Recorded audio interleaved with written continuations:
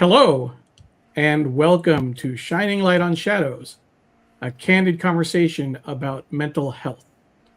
It's episode 53, and the topic Vasu Tolia, MD, on navigating life's transitions and Dawn's responses. We are live on Facebook, Twitter, LinkedIn, YouTube, and my website. My name is Neil Parekh. This is Dawn Neuburg, and this will be a slightly different show than we've done over the last two plus years. I want to do a quick shout out to everyone watching on replay because you're getting the very beginning of the show. So thank you for taking the time to come back and watch at a time that works for you. I do want to acknowledge, though, Dawn, that Jonathan is already, or rather John, is already with us on Facebook and offers greetings from New York. So John, thank you so much for saying hi and catching the very beginning of the show. So as I was explaining, this show is going to be a little bit different. If you watched our last episode 52, our guest was my aunt from Detroit, Vasu Tolia. And we were having a conversation around the transition that she experienced from when she retired as a physician to she struggled a little bit to find her purpose in life after that. She found it through painting and art and found herself again. It was a little bit of a challenge, though, because in the middle of the show, we actually lost the live stream, so we had to start it over again. And we lost Dawn as well. Dawn, you're here. You're back. Everything's good on your end, right? Hopefully. Everything seems to be fine on my end. Did you do the necessary sacrifices to the internet gods to make sure that? I tried. It was so.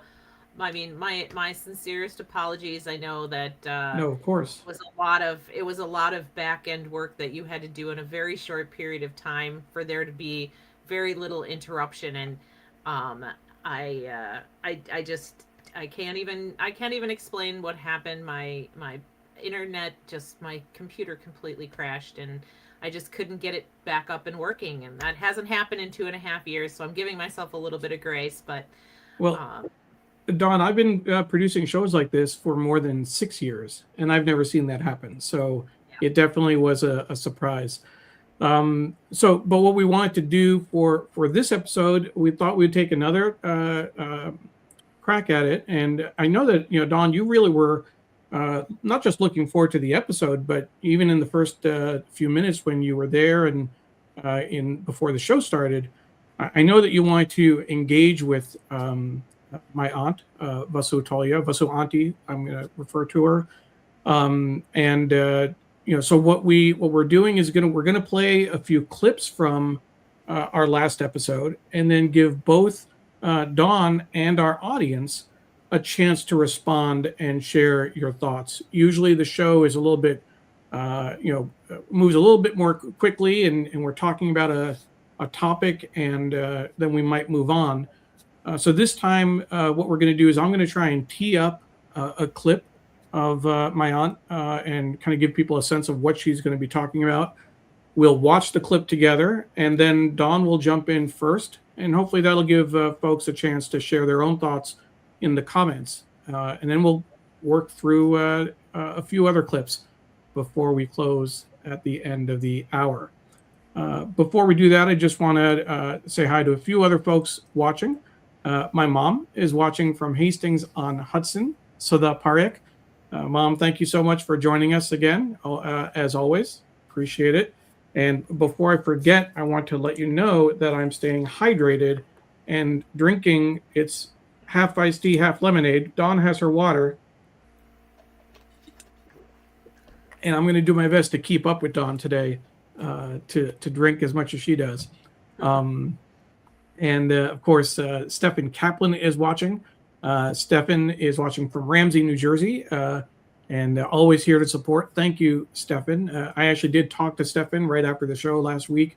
He produces shows as well, and we've we've been in the trenches together before, so he could appreciate some of what we dealt with last week. We have another friend watching from Milwaukee. Dawn, can you say something about this person? That would be my fabulous, amazing, handsome husband that is in the other room, and is always watching, and was texting me feverishly last week saying, did something happen? Where did you go? I don't see you. Is something going on? And I was like Yeah, trying frantically to get myself back together. So, yeah, yeah, I know. And then you also had Kate, yeah, who is downstairs trying to yeah. figure out, can I reset the server? Is it okay? It's going to mess you up. We're like, go ahead and reset it. Oh, Hopefully, I can't get anything. Yeah, so she frantically was trying to get me back online, because downstairs is where the internet is hosted. yeah, So yeah. so yeah, it was just But it was madness in the some background. sometimes you deal with that. My mom did leave a comment saying that she's watched almost all of our episodes, and this has never happened before. And we also do a show on Sundays, so hopefully it won't happen again. Before we start, I do want to acknowledge Digimentors. That's the social media and digital firm that Srinivasan started several years ago with his friend Andrew Lee. Digimentors gives pro bono production support for us to do this show, the resources it takes to live stream it. So I always want to express our appreciation for that. And of course, Stefan is a colleague of mine at Digimentors. So let's go ahead and jump into this, differently formatted show. Again, we'll be showing clips, inviting you to comment, the audience to comment. We'll have Dawn comment as well. So the first clip we have was from the opening. I was asking Vasulati about what life was like as she approached the end of her medical career and approaching that transition. She had built her life around a demanding career as a physician, teacher, mentor, and she really kind of talked about what happened after, as she puts it, things went quiet all of a sudden. So let's go ahead and watch Vasu Tolia talk about that transition, and then we'll invite Dawn and the audience to comment. It's really a story about a person, who was leading a very purposeful, very busy life, and it came to a quiet. So when you have been in that kind of a situation, you are always purposeful. And when the purpose is gone, you are not usually prepared to deal with it unless you have planned a transition. And I had not planned a transition like that. So for me, it became a little difficult because I'm not the kind of person who can just while away time watching TV or just reading books. Although, don't get me wrong, I love reading books and I love to be literary. But most of the times I had written research papers and things like that. So this silence was kind of noise, and fortunately I had a lot of support with my husband and my children. And even though they were so I still felt untethered, like I felt purposeless. So I had to find something to handle that feeling so that I could bring purpose back in my life. And it was not an easy step. At times I felt empty. At times I felt listless. And then I slowly decided to start doing activities that might make me feel myself again. So that was Vasu Tolia from our last episode. which was 2 weeks ago. I do want to ask a quick technical question, Dawn. Did it echo for you, or was it just for me? Because I have another tab open somewhere. It did echo a bit. Did echo. Okay, so we'll see if we can avoid that for the next clip. But you were able to hear Vasu's answer to that question again, talking about that transition. What thoughts did you have on that?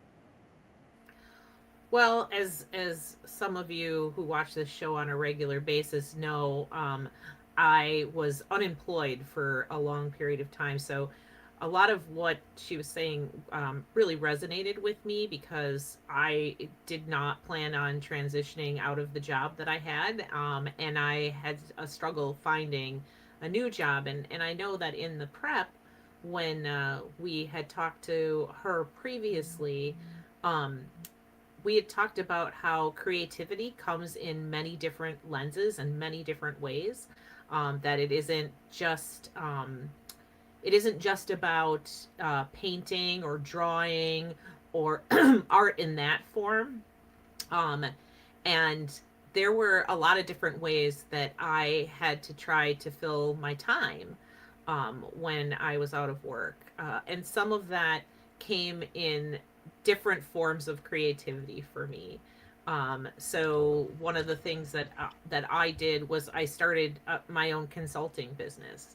And that may not seem like a piece of creativity, or, but for me it is, because it's my, like, the way that my brain works is very, like, in a very logical, structured way.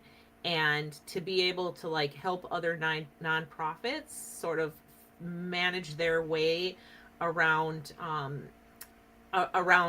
like situations that they weren't capable of doing by themselves was a way of creativity for me. Jim and I got really into doing puzzles. Like, we did so many puzzles, and it was a really, like, it was almost an art form, piecing together these puzzles for us. And we learned a lot about each other and how well we work together in those situations. So I think that in a lot of ways, as I was listening to her, I was remembering that period of time and the ways in which I was filling the emptiness that I was feeling at that time. I'm sure. I'm going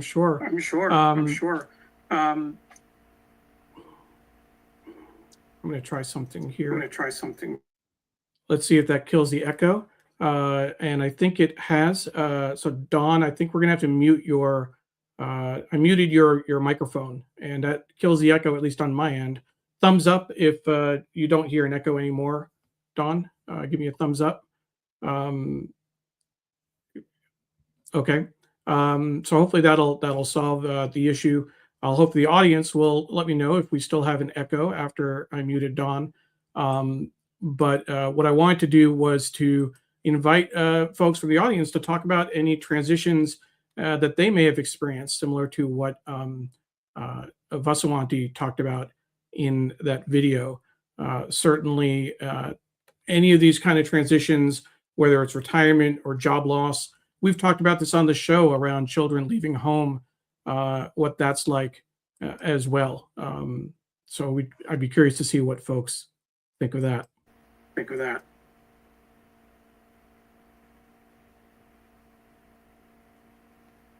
So Dawn, I unmuted your mic. Okay. I don't know why we're getting the echo on your side. So I have no idea. Yeah. You might need to maybe if you can mute your mic when you're not talking. And then go back and forth. That way you can jump in as needed. So again, thank you everyone for your patience as we deal with that. Paula Kiger is watching from Tallahassee, Florida. So Paula, thank you for joining us. And we're, as folks who may have joined us late, we're taking a look at clips of our last episode with Vasu Tolia, and giving Dawn a chance to respond to them. So we will keep going, and I think if we keep Dawn's microphone muted through the clip, we should be okay. So let's go ahead and look at the second clip that that we have for Dr. Tolia. This the transition wasn't necessarily overnight, wasn't quick, if you will. It definitely took time. It's something that she had to work at and figure out how to make painting her new purpose, her new passion. She tried several other activities, but none of them really took. And she actually spent a lot of time, practicing the art and the painting and learning about it before she really could make it her own. So let's go ahead and hear Vasu Tolia talking about how long it took for her to get comfortable with art. And hard edges and soft edges and all that, and Neil, like anything in life, I'm continuously still learning, because at first I tried the techniques and then I could adapt the ideas that I had. So, and it's an ongoing journey. Like, education and teaching has always been part of my life, and I'm still continuing to learn. And now I have conversations with Canvas, and I have conversations with communities when they come to my shows and things like that. So it's become a lot more fulfilling, but it took a good 2 to 3 years. But it took about a year or so before I started to feel the effects of art on me. So no matter what kind of art one practices, you just have to be persistent. It's not like you're going to feel calm at the first drawing you make, and don't expect your first drawing to become a masterpiece. It took. So don't expect your first drawing to be a masterpiece. That's how she closed that segment. Dawn, what thoughts did you have on that?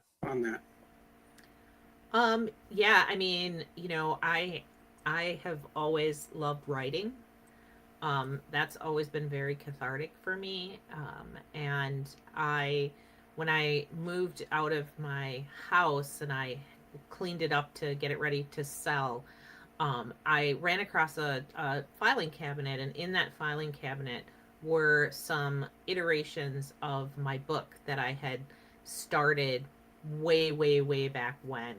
And they were actually like handwritten on pieces of paper, on notebook paper that I had literally pulled out of the notebook and had stapled on the end.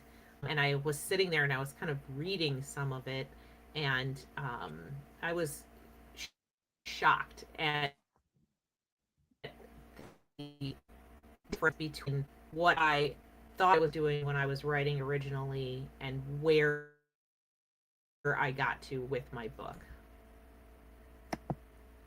So similarly, it took a little time. I know that writing is something that's very important to you, and it definitely it's something where if you want to have some expertise at it, or some at least familiarity, you have to put in the time and the effort. I'm curious, and a question for the audience: have you ever stopped doing something because you were not immediately good at it? Or conversely, are there examples when you kept at it and you were able to eventually overcome kind of an initial challenge? I know that for me, we can talk, and we talked about this, I think, on the show last week, definitely in the prep.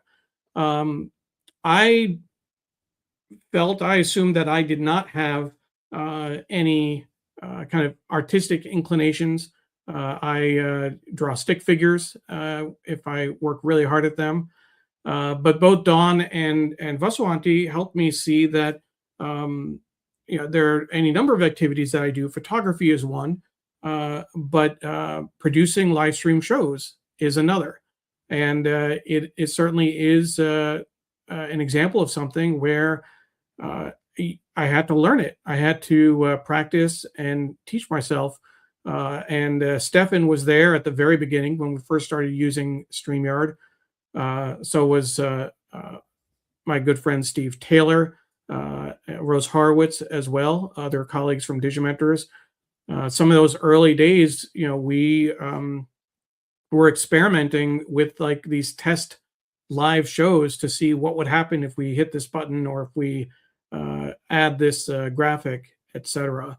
And if I'm honest, some of the early shows I produced are a little cringeworthy. I mean, I see them and I'm like, oh, the framing and the lighting and the angle on the camera. But it's definitely something, if you stick to it, you can certainly work it out. So that's some thoughts in terms of what it's like to really have to learn a new skill or an avocation.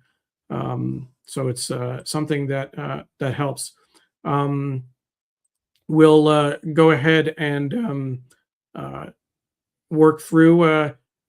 My mom, at least, it says that it's coming through clearly for her, so that's good. We do rely on the audience to let us know if you're seeing problems with the transmission or the audio. We may not see it in the studio. Sometimes we do, but if we don't, we will rely on you to help us out. So thank you for that. The next clip that we're going to look at is going to focus on creativity and healing. And it really addresses the question of how does art connect with healing and becoming whole again. It really moves from, we spent a lot of time talking about Vasuanti's personal experience and her story, but we kind of moved into this broader question of how creative activity could support mental health and emotional well-being. And it doesn't have to be, painting, as we were talking about earlier. In my case, photography and live streaming. But she also discusses gardening, knitting, ceramics, and other things like that. So let's go ahead and watch the clip of Vasuanti talking about how does art connect with healing and becoming whole again. What happens is that when you are focusing on something and taking your mind off whatever else is hovering in your subconscious or in the back of your mind, the more senses you use, like, when you do art, you are using your hands and eyes and things like that. If you're dancing, you are using your motor function. Usually people dance to music, so you're listening to sound, plus there is a rhythm and all that. So all these, the more senses you involve, the more focused you get. And when you get focused like that, your forebrain, which is the front part of your head, releases the happy neurotransmitters like dopamine, and they calm you down and make you feel more focused and take the negative thoughts out of your mind. So those are, some of the very subtle and the proven benefits of art or any kind of creativity. Like I said, that, gardening is an art, or crocheting or knitting or whatever somebody fancies that gives them pleasure is their form of art. So there are so many other benefits, but I want to absolutely emphasize that these are benefits that are subjective. Um, I have seen people with problems to whom art may not appeal at all. So it's not the same for everybody. But when it does help you and you persist at it, then you will find that you are working in a more positive frame of mind and taking some of that stress out of your mind. So Dawn, what did you think of that, the idea of art connecting with healing?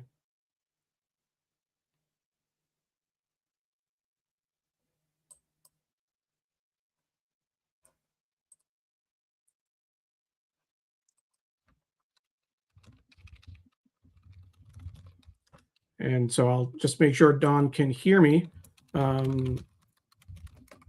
Hopefully we didn't lose her this week as well. Dawn, you're still muted.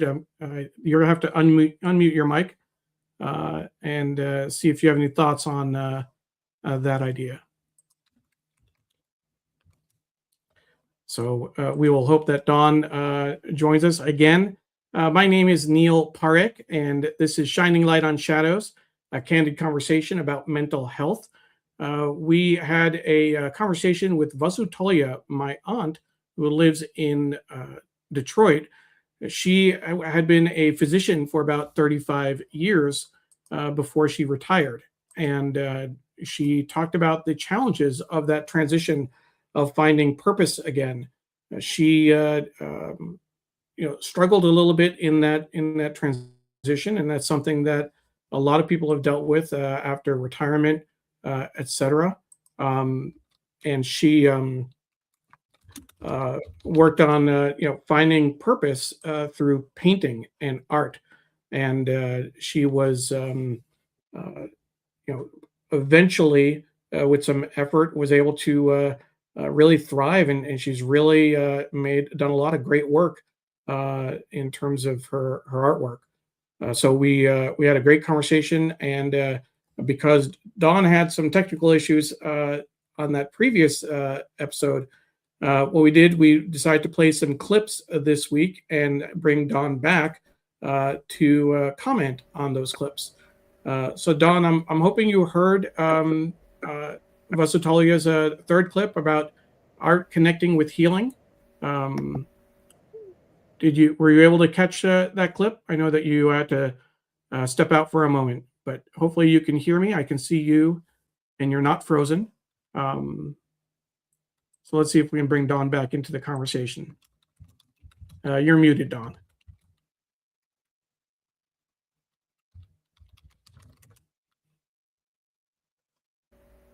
Can you hear me now? There we go. Yes.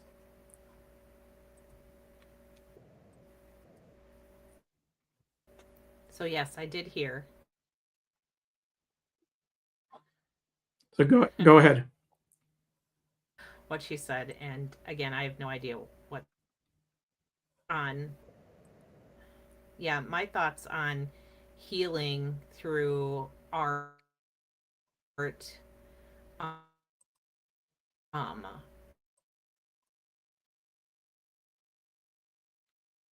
As I worked on healing through art.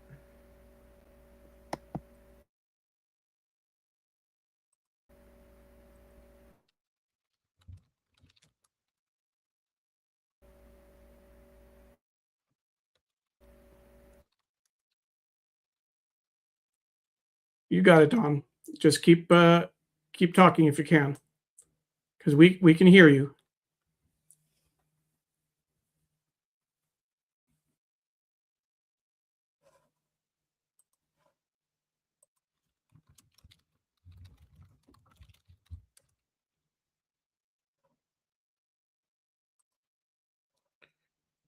We're obviously having some difficulties with Dawn's audio. Dawn, you're muted again, so if you can unmute. We were able to hear you on a slight delay, but if you can unmute yourself, we can try to keep going.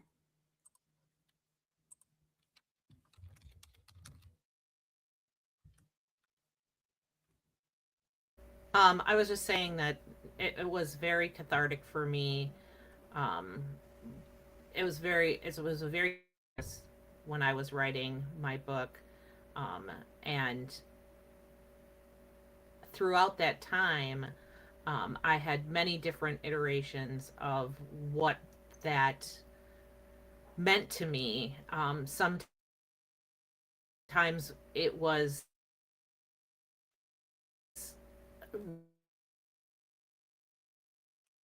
really difficult, but therapeutic. Other times it was a joy. It was therapeutic, otherwise a joy. For me, one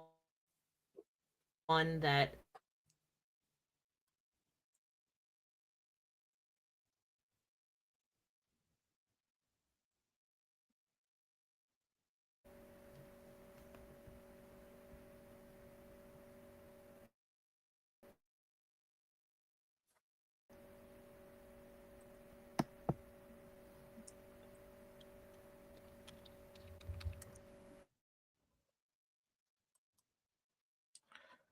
So we're experiencing similar issues to last time. And unfortunately, Dawn's video on her end has gone black. So she's not able to see or comment on the clips that we have from Dr. Tolia. So I do want to check for folks who are watching, give me a quick comment. Obviously, you would have had trouble hearing Dawn's audio, which I understand. But at least from the folks who said hi earlier, I know that Jim and Kate, if they're still able to connect in Milwaukee, where Dawn lives, that would be good. But for the others, Stefan, if Paula, if you're still watching, if John is there. John actually had a comment that I missed earlier, so I'll pop that on the screen. Because I've always freelanced, I never really transitioned as much as I reduced the number of assignments I took on from one a day to one at a time. So that was a slower transition. John, thank you for sharing that. I know that you shared that earlier in the episode. But just wanted to check for the folks who are there, who is still with us watching live. We have John is still here. Thank you.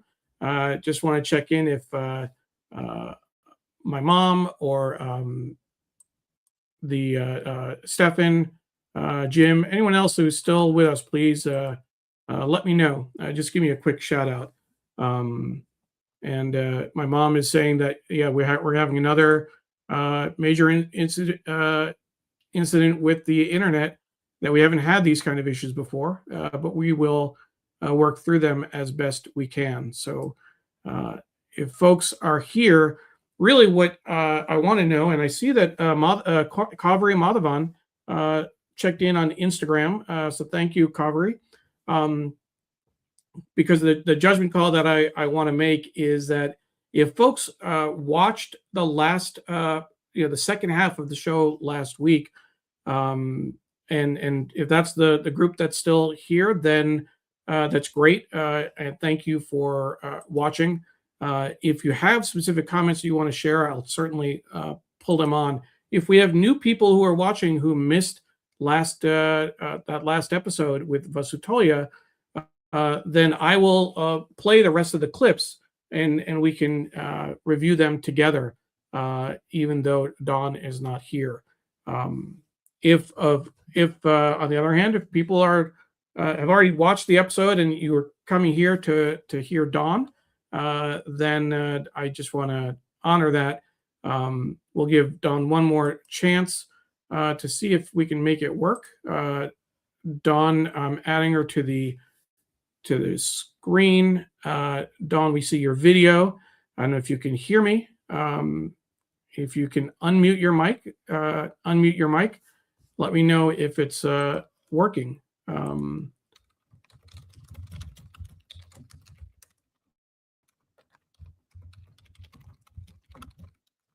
And while there we go. I can hear audio from Dawn's side.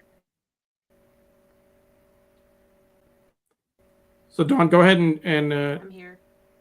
Talk a little bit. Can we hear you? So Dawn, go ahead.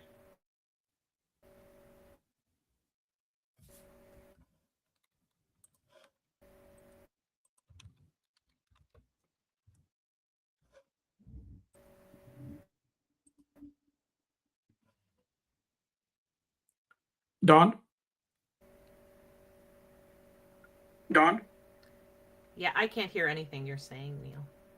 Okay. So I'm and I know Kate is having trouble as well.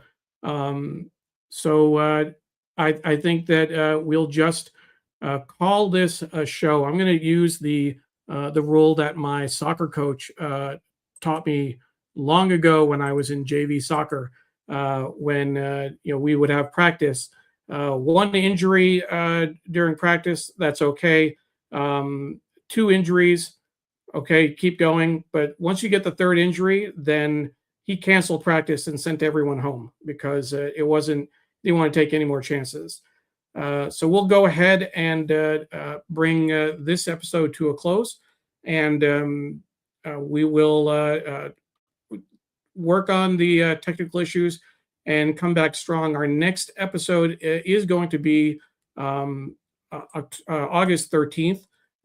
Allison DeCamp will be joining us. We'll be talking about compassion before cleanup, mental health, clutter, and shame.